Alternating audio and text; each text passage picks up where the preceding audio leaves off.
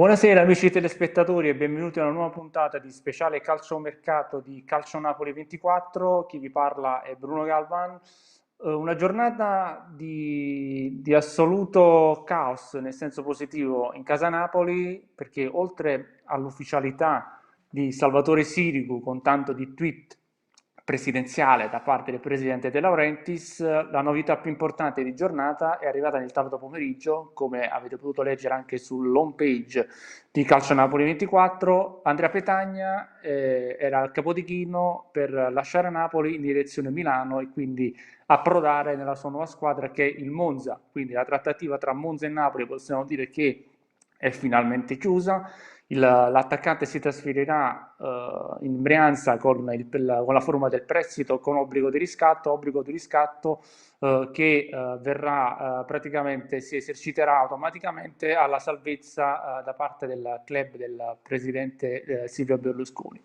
Di pari passo, come abbiamo sempre detto, se esce Petagna è in arrivo Ciolito Simeone, una trattativa anche questa che è andata in parallelo con quella di Petagna. L'attaccante argentino è atteso nelle prossime ore, insomma, a effettuare le cosiddette visite mediche di rito per poi, perché no, aggregarsi alla squadra di Luciano Spalletti. Sulla tempistica in questo momento non ci sono certezze, c'è però la certezza che Napoli ha praticamente in pugno Ciolito Simeone e quindi per un Petagna che va c'è un Simeone che arriva e poi, come dicevamo anche poi nel titolo, nella barra del test, insomma, che potete leggere anche sul canale YouTube di Calcio Napoli 24, e in arrivo anche, si presume, insomma, meno speriamo, anche Raspadori.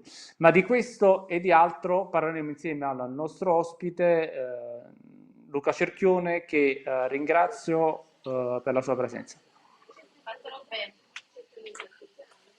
Ciao Luca. Buonasera Bruno, grazie per l'invito. Grazie a te, ovviamente ringraziamo anche l'incabile di regia Emanuele Bernardo che ci consente anche questi collegamenti a distanza, ovviamente va sempre menzionato. Luca, da questo punto di vista, insomma, ho parlato dell'annuncio di Sirigu, poi della cessione ormai fatta di Petagna e dell'arrivo conseguenziale di Simeone. Ti volevo chiedere, secondo il tuo punto di vista, che mercato è in questo momento del Napoli? Credo che il Napoli come posso dire, insomma, il Napoli è come se stesse riscattando un po' dalle critiche che ha avuto, cioè nel senso che ha fatto sfogare i cosiddetti haters di queste ultime settimane che dicevano che il Napoli non avrebbe concluso praticamente un fico secco in entrata, mentre adesso il Napoli in silenzio sta dimostrando che in fin dei conti una programmazione c'è.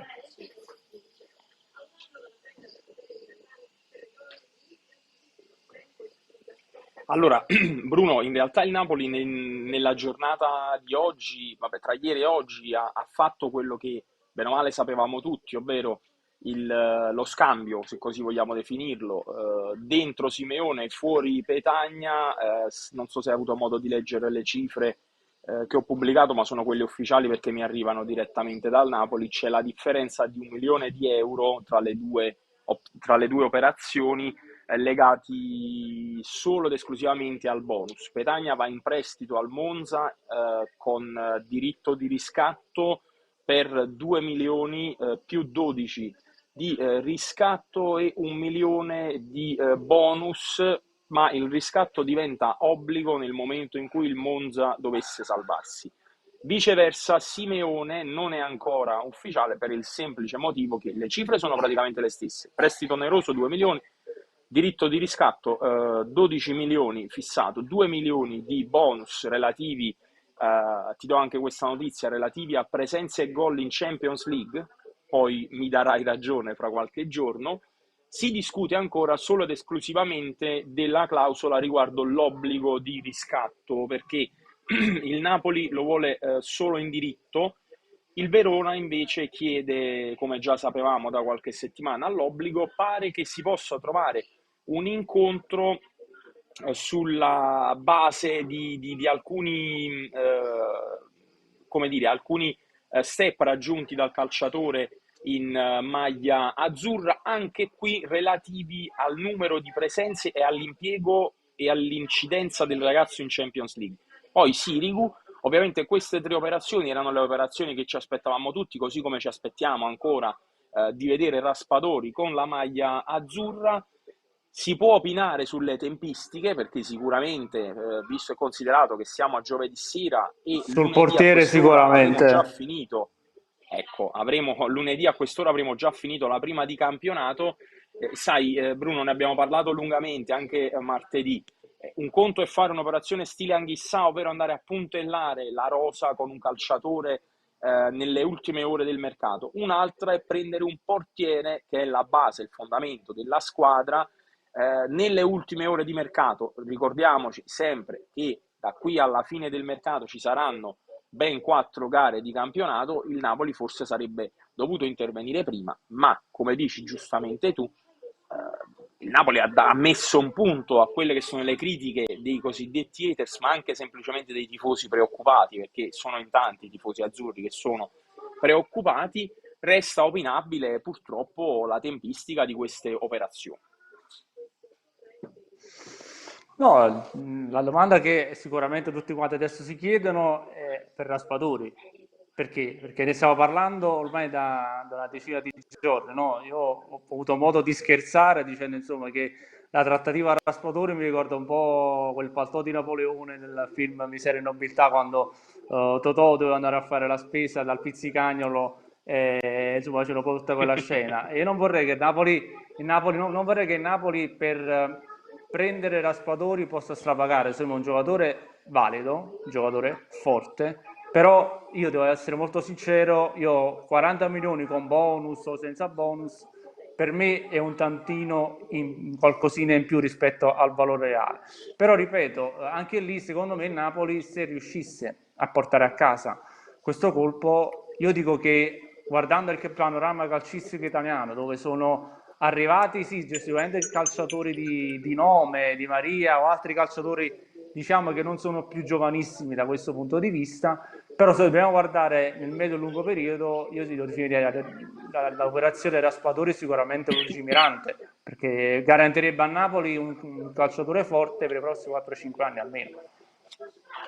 Ma poi è un calciatore futuribile perché sappiamo che in caso o meno di cessione del Napoli, visto che se ne parla oramai da un anno, Raspadori è comunque uno di quelli futuribili. Se lo prendi a 30 milioni, secondo me è un valore aggiunto anche per la rosa, perché sicuramente con delle presenze nel Napoli, con delle presenze in Champions League, con il suo impegno sicuramente sempre più costante nella nazionale di Roberto Mancini, il valore del ragazzo è costretto a salire. Quindi questa è un'operazione futuribile che fa bene sia nell'immediato che nel futuro. È ovvio che, come dici giustamente te, se lo prendi a 40 milioni la situazione si complica perché non credo che Raspadori sia un calciatore che possa arrivare a superare al top della sua carriera i 50, ma 55 milioni di euro, cioè parliamo veramente di cifre importanti. È ovvio che se lo prendi a 30 e punti su un ragazzo che a 50 ci può arrivare, stai puntando a fare una plusvalenza del 40%, il ragazzo diventa futuribile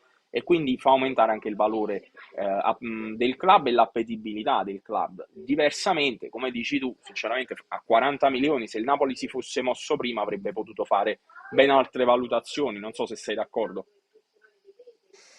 No, no, sicuramente sì, però vediamo, insomma, io sono come su Raspadori ho sempre i piedi di piombo perché il Sassuolo è imprevedibile, il fatto che comunque Carnevali non si smuova da quella valutazione mi lascia poco sereno, poi mi auguro di sbagliarmi che magari appena giriamo la diretta c'è il tweet del presidente e siamo tutti più contenti, però io resto molto cauto, già c'era qualche messaggio, poi parliamo anche di un'altra cosa che in questi giorni è uscita.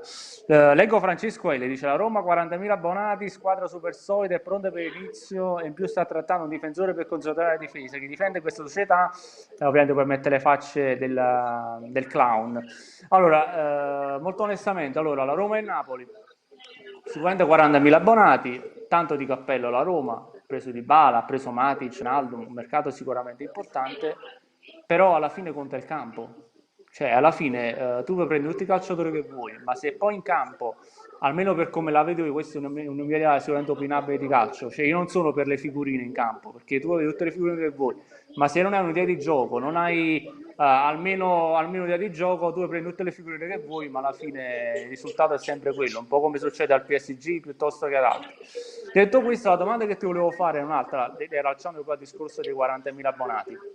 Ovviamente non è ancora un dato ufficiale riguardo il Napoli, perché il Napoli sappiamo che gli abbonamenti per il momento non ha dato ancora un dato ufficiale, però da quello che abbiamo letto si parla di quota 5.000. Sei sorpreso in positivo, vedendo un po' anche le critiche che ci sono state, l'ambiente che c'è ancora tuttora nei confronti di De Laurentiis e del club? Cioè, ti ha sorpreso in positivo questi 5.000 o ti aspettavi ancora qualcosina in meno? Sempre se questa cifra dovesse essere reale, sia chiaro. Bruno, partiamo da quest'ultima perché poi vorrei dire due parole anche riguardo la Roma, se me lo consenti molto velocemente. Sì, sì. Per quanto concerne gli abbonamenti, secondo me stiamo parlando del nulla. Perché ti dico questo? Perché è ovvio che la Roma ha fatto e sta facendo un mercato importante sulla carta, come dici. Ha vinto una coppa, ha preso l'uomo mercato di questa stagione che era Dybala, sta facendo dei numeri che sono giustificati. Il Napoli, parliamo del nulla perché i dati non sono ufficiali, ci è arrivata una fonte dalla stampa, se non erro, ieri, che parlava di questi 5.000 abbonati. Francamente non so neanche come commentarla questa notizia, perché se fosse vera è ovvio che va fatta anche una specifica. Il Napoli ha aperto solo ieri la vendita libera degli abbonamenti, se non erro, o l'altro ieri. Quindi parliamo comunque di 1 o 2 giorni di lavoro vero, concreto, aperto alla piazza. Sinceramente commentare oggi mi sembra un po' strano. Poi è chiaro che lo scrivono i colleghi della carta stampata, ci fidiamo, però non sono tanti, ma non sono neanche pochi, perché, ripeto, 48 ore fa o 24, adesso non ricordo con precisione, è stata aperta la vendita libera. Ritornando al discorso Roma, c'è entusiasmo, come è giusto che sia. Ieri sera mi sono permesso, durante uno space su Twitter, di fare... Voi sapete che io in questo momento ho delle posizioni abbastanza critiche verso il Napoli, ok? Però criticare il Napoli non vuol dire elogiare gli altri. La Roma, scusatemi, qua c'è, non so se avete avuto modo di vedere, ma qua siamo nel mezzo di un nubifragio in, Siamo nelle stesse in condizioni. Calabria e è assurdo quello che sta accadendo qui, scusatemi. Dicevo, non è che criticare il Napoli debba portarci a prendere per esempio tutto quello che fanno le altre, perché la Roma sa tanto di all-in. La Roma prende Dybala mettendogli una clausola rescissoria applicabile dal secondo anno in poi a 20 milioni di euro, che è una clausola bassissima per il valore del calciatore. Poi prende Jorginho Wijnaldum in prestito e comunque gli costa perché è stato un prestito oneroso. Aiutami a ricordare, c'è anche un altro calciatore che hanno preso Matic. in prestito loro. Matic Perfetto, Nemanja era Matic. Stiamo tutti parlando, Bruno, secondo 34, me, 32. ecco, Dybala nel stiamo 94 fa parlando 28. stiamo parlando di un all-in, cioè nel senso che secondo me la proprietà si è gasata per la vittoria di questa Conference League. Una piazza calda come quella romana ha sicuramente dato l'idea agli americani di ritrovarsi in America. Sappiamo che i tifosi americani forse non tanto, anzi sicuramente non con il calcio, ma con gli altri sport, sono maestri nello spettacolo e staranno francamente provando a fare qualcosa. Però i Friedkin hanno investito tanto nella scorsa stagione, hanno investito tanto adesso, non so se poi di fronte ad un non raggiungimento di risultati sportivi nella stagione 22-23 possano continuare su questo ritmo. Io ti ripeto, a me sembra tanto una giocata da all-in. Poi, ovviamente, per il bene della Roma e del calcio italiano spero di sbagliarmi. No, vabbè, discorso sicuramente giusto. Rispondo un attimo a Salvatore Tarantino quando dice: ma siamo certi che gli altri prendono le figurine e noi calciatori, allora nessuno capisce niente, solo noi siamo quelli che ogni anno vincono scudetti e coppe. Allora, io porto un esempio recente. Quando la Roma aveva Strootman e Nainggolan, io litigai con un tifoso su Twitter perché dissi: hanno preso due cadaveri. Ha preso due cadaveri e il Napoli prese Fabio Ruiz. e mi ricordo come fosse ieri un tifoso, adesso non ricordo il nome, mi scrisse, però la Roma c'ha Strootman che è uno che ci ha sputato sotto la curva, non so se ricordate l'episodio, quindi ha personalità. Certo, come no. Fabio Ruiz invece è un giocatore che non ha fatto nulla, non è nulla, eccetera, eccetera. Con questo cosa voglio dire? Tu puoi prendere qualsiasi calciatore, puoi vincere lo scudetto dei nomi sotto l'ombrellone, ma se alla fine, come diceva prima Luca, non è un gioco o non è le chiare, è un fallimento. Quando il nostro amico Salvatore dice noi ogni anno vinciamo coppe e scudetti, allora mi piacerebbe porre la domanda a questo nostro amico nel dire allora saresti contento se l'anno prossimo il Napoli finisse adesso loro come fila l'anno scorso, sesta o settima, sesta? Correggimi se sbaglio. La Roma ha fatto, sì, sesta, è arrivata Allora, dopo la Lazio e prima della Fiorentina, quarto, quinto, sì, sesta ha fatto. sesta, ok, Sì. mi ricordavo bene. Quindi la domanda che poi vorrei porre a questo al nostro amico, insomma, se lui sarebbe contento, se fosse contento se il Napoli finisse sesto e poi magari, non so, alzasse la Conference League. Credo che a Napoli anche la Conference League sarebbe declassata come coppetta. E anche questo, insomma, fa parte della mentalità. Io sono sempre dell'idea, e poi torniamo sul calciomercato, che la mentalità vincente si costruisce anche su queste cose. Cioè nel senso che non sobbare alcun tipo di coppa, che sia Coppa Italia, Conference League, Champions League, uno deve dare sempre il massimo. Poi, siccome noi purtroppo a Napoli non è che abbiamo vinto tantissimo, non è che abbiamo queste bacheche ricche di trofei, ne abbiamo pochi, e secondo me non ci possiamo permettere il lusso di snobbare qualsiasi tipo di coppa. Detto questo, Bruno, insomma, poi posso aggiungere ovviamente... una cosa? Vai, vai, vai. Ci sono due inesattezze, francamente, in quello che dice l'amico tifoso. La prima è che noi festeggiamo ancora la Coppa delle Fiere, che se non erro non è neanche una coppa riconosciuta dalla UEFA, quindi sì, festeggeremmo alla morte, lo abbiamo visto con la Coppa Italia durante il Covid, quello che è successo a Napoli, quindi la festeggeremmo e la festeggeremmo alla grandissima, come è giusto che sia, perché qualunque cosa si vince va festeggiata. Non esistono coppe di Serie A e coppe di Serie B. Tutti vorremmo vincere scudetto, Champions e mondiale per club, ma vincere una Conference League è pur sempre un trofeo europeo. Il secondo errore è che qui, quando si parla di Roma e vittoria della Conference, la gente dimentica che in Conference ci saremmo potuti arrivare anche noi nella passata stagione se avessimo fatto terzi nel girone di Europa League, perché in Conference non ci si arriva solo arrivando settimi in campionato, ma anche retrocedendo dalla UEFA Europa League. Quindi, ragazzi, non facciamo i soloni e non facciamo gli schifettosi che se l'anno scorso ci fossimo finiti noi in Conference, retrocedendo dall'Europa League e l'avessimo vinta, probabilmente staremmo ancora festeggiando. Scusami per l'interruzione, Bruno. No, no, no, no, no, assolutamente così. Senti, tornando adesso sull'attualità, insomma, Fabio Ruiz, io credo che non sia una cosa a stretto giro col PSG, secondo me va fatta a fuoco lento, come dicono, come si dice in cucina, da questo punto di vista. Secondo te, la pista Ndombele, no? Ho letto, insomma, che tu ne hai parlato in maniera molto approfondita. Cosa hai al riguardo? Insomma, a me risulta, insomma, che il ragazzo sia stato più proposto che cercato dal Napoli, ti dico la verità. Dici benissimo, il ragazzo è stato proposto dal suo entourage a diversi club europei che hanno spazio ancora in rosa e che fanno la Champions League, perché sappiamo che poi lui è un tipo particolare. Mi risulta che addirittura in Francia, pur di andare a giocare, si sia pagato da solo parte dello stipendio. È un ragazzo che può far sognare A De sicuramente la Laurentiis non grande. dispiacerebbe questa cosa, si pagherebbe parte Ad dello Aurelio De stipendio. Laurentiis piace questo elemento, come esce scritto Bravo. su Facebook. No, no, sicuramente è un ragazzo che è stato offerto al Napoli, però francamente è un ragazzo che non rientra minimamente nei parametri economici del Napoli, perché qualcuno dice sì, ma col decreto crescita lo devi acquistare.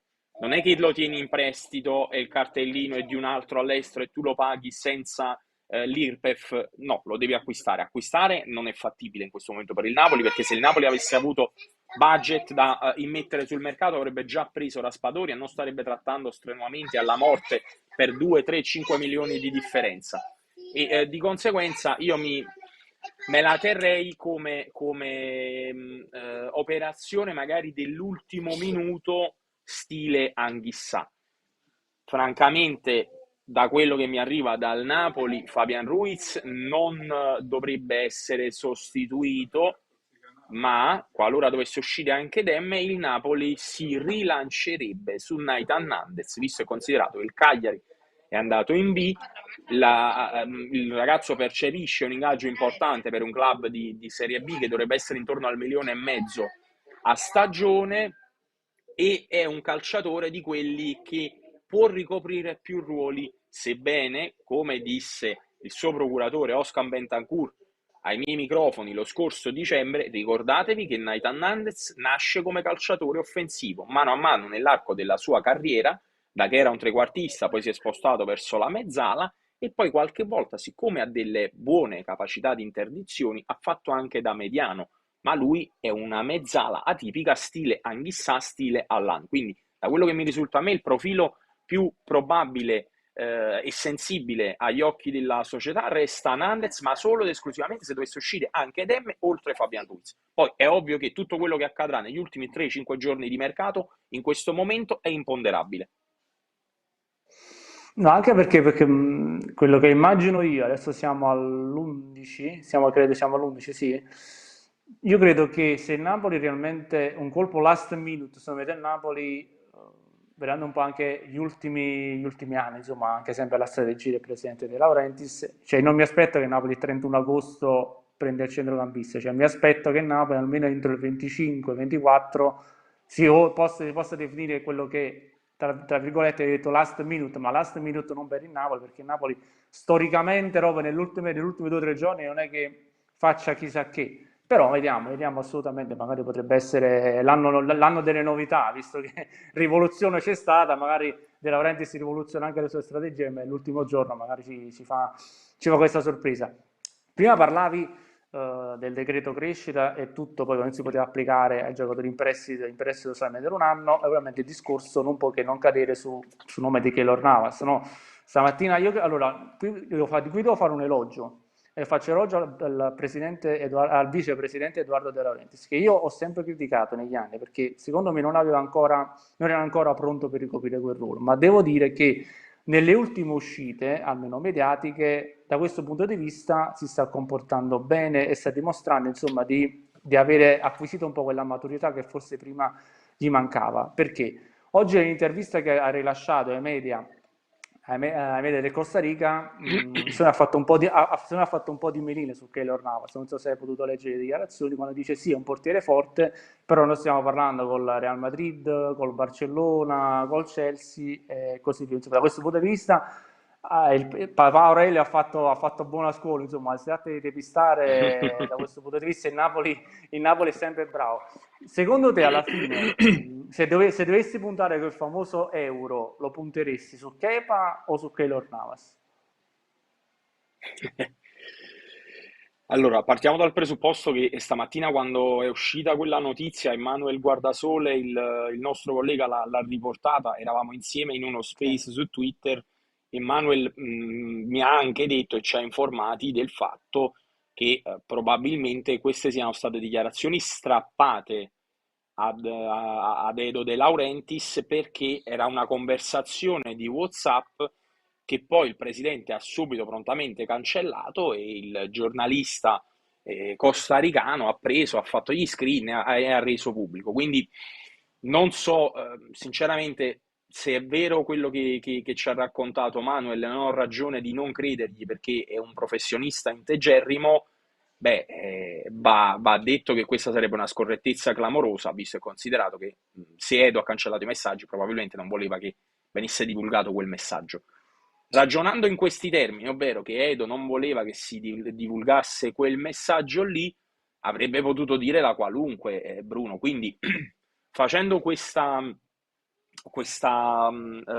elucubrazione mentale, per non dire altro, mi viene da pensare che forse, anche insieme a quello che mi arriva dalla società, il più probabile ad arrivare resti Kepa, perché il Napoli è convintissimo, e credo che lo sappia anche tu, del fatto che Così come il Chelsea ha lasciato andare Lukaku all'Inter con parte dell'ingaggio pagato, è convinto il Napoli di riuscire a strappare la stessa formula con Kepa, che è una formula che mette una pezza a quello che è il vestito del Napoli, una toppa, copre il ruolo per un anno, poi Kepa ritornerà alla base, magari rivalutato dopo un anno in cui giocherà 50-60 partite con la maglia azzurra, e il Napoli offre questo 1,5 milioni di aiuto, se così vogliamo definirlo, sull'ingaggio del calciatore. Stesso discorso viene fatto con Keylor Navas, però se non erro Keylor Navas è in scadenza 2023. A me mi risulta molto Sì. complicato pensare che un calciatore in scadenza venga dato in prestito. Non c'è niente che lo vieti, ma ipotizziamo, corna facendo, che Keylor Navas arriva al Napoli a maggio, a fine stagione, si infortuna gravemente. Cosa succede? Il ragazzo praticamente appende gli scarpini al chiodo perché poi non avrà neanche una squadra che si occuperà di curarlo. È una situazione inverosimile, sinceramente, in questo momento. Poi ripeto quello che ho detto 10 minuti fa: negli ultimi 3-5 giorni di mercato, tutto quello che accadrà è imponderabile. No, dicevi bene, anche perché poi stamattina in rassegna stampa, credo fosse Repubblica, il collega Pasqualetina, non escludeva l'ipotesi, insomma, che magari Keylor Navas potesse, insomma, avere una buona uscita dal PSG per firmare poi un biennale con il Napoli. Credo che anche questa sia un'ipotesi abbastanza remota, cioè, credo che il PSG, per liberare effettivamente a zero Keylor Navas, dovrebbe spendere un bel po' di soldini. Sappiamo che in questo momento il PSG può sembrare strano, però un po' una stretta sui rubinetti rispetto a prima la sta facendo.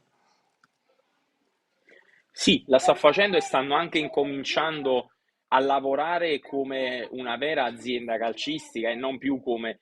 Sai, qualcuno dice il Napoli la bancarella del Torrone. A me sembra più la bancarella del Torrone chi investe centinaia di milioni di euro ad ogni finestra di mercato senza avere un progetto tattico e senza avere un'idea di gioco, francamente. Questo nuovo corso del PSG mi piace, mi convince. Vediamo se poi lo porteranno avanti, perché poi, se vogliamo dirla tutta, anche la Juve 2 anni fa aveva incominciato un progetto sui giovani: prendo Locatelli, faccio questo, faccio quello. Poi, visto che si era arrivati ai ferri corti tra Andrea Agnelli, sua madre, e il cugino John Elkann, per i due aumenti di capitale dovuti fare perché a causa degli scarsi risultati, e un mercato che chiaramente aveva bisogno di incrementare il numero di calciatori per portare qualcosa di positivo, hanno abbandonato completamente questa strada e sono ritornati a prendere calciatori fatti e finiti come Pogba e Di Maria, anzi più finiti. Di Maria è un 87 a 35 anni, quindi è più vicino alla fine della carriera che a parlare di un calciatore fatto. È ovvio che sulla carta tutti quanti hanno dei bellissimi progetti, poi vedremo se il Paris Saint-Germain dovesse riuscire a realizzarlo questo progetto. Fermo restando che, francamente, a me sembra che stiano, se lo portano avanti, fanno un bel progetto. E nell'ottica di questo progetto non so quanto possa convenire al PSG liberare pagando Keylor Navas. Forse gli converrebbe più a questo punto tenerselo fino alla scadenza, amici come prima. Assolutamente sì.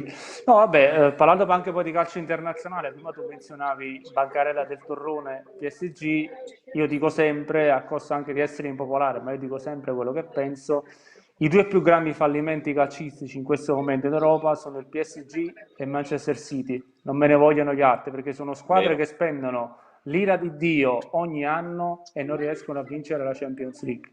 E credo sia una cosa frustrante perché alla fin fine c'è anche la favola di Guardiola, sta finendo, cioè voglio dire, acquisti a Haaland benissimo, finalmente rinnegando anche poi quello che aveva detto per anni fa Guardiola, dove diceva che il centravanti era lo spazio, quindi comparando adesso Haaland si è reso conto anche lui che senza un giocatore fisico lì in avanti è difficile poi trovare il gol, non lo trovi sempre. Vero, Però tornando poi invece vero. ai discorsi più umani di casa nostra, perché stiamo parlando comunque di un calcio sicuramente d'élite, ma a Verona secondo te chi ti aspetta in porta, Meret o Sirigu? No, mi aspetto Meret, a meno che non dovesse andare via, perché Meret ha fatto tutti e due i ritiri con la squadra, è comunque un professionista serio, integerrimo. Salvatore Sirigu mi risulta che si è allenato da solo praticamente fino a stamattina, quando poi ha svolto la prima sessione con i nuovi compagni del Napoli. Non posso ipotizzare, immaginare che un allenatore esperto come Luciano Spalletti dia il colpo di grazia definitivo a sto ragazzo Alex Meret, che qualora, ripetiamolo e ricordiamolo ai nostri telespettatori, qualora il Napoli non dovesse riuscire a fare un'operazione last minute per il portiere, dovrebbe comunque in ogni caso restare a difendere la porta azzurra per tutta la stagione. Quindi io non posso ipotizzare che uno furbo e scaltro come Luciano Spalletti lo bruci definitivamente così già alla prima di campionato. Allora, siamo nella fase delle battute finali, insomma, diamo anche spazio ai tifosi. Allora, vediamo un po' qualche domandina un po' più pepata da questo punto di vista, vediamo un pochettino cosa ci scrivono i tifosi. Mariano dice Di Maria, beh, l'unica notizia buona è che va al mondiale e forse si risparmia pure. Beh, questo non lo escludo da questo punto di vista. Poi vabbè, c'è chi critica, chi sostiene il presidente De Laurentiis, chi invece è anti. No, vabbè, tutti quanti poi la domanda che ci chiedono, visto che Simeone ormai è prossimo, no? Dicevano insomma se c'era qualche data per le visite mediche a questo punto, visto che il collega Pedullà ieri diceva 24-36 ore. Io non sono un amante della tempistica, chi mi conosce lo sa, però volevo sapere insomma se avevi tu contezza magari di possibili visite mediche del Ciolito. No, allora per il momento non si parla di visite mediche del Ciolito per il semplice motivo che c'è ancora questo scoglio da limare e superare, che è diritto o obbligo di riscatto. Il Napoli offre il diritto, il Verona continua a chiedere l'obbligo.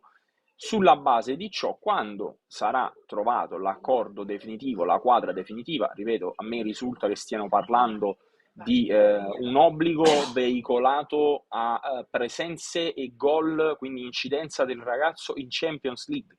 Quindi è una cosa che si potrebbe decidere fin da subito, prima del mondiale, perché se il Napoli dovesse uscire dopo i gironi dalla Champions è una cosa che sai già subito se il ragazzo ha raggiunto quegli obiettivi lì, e quindi diventa un obbligo. Per questo ad oggi parlare di sicuramente Pedulla alle notizie che abbiamo tutti, ok?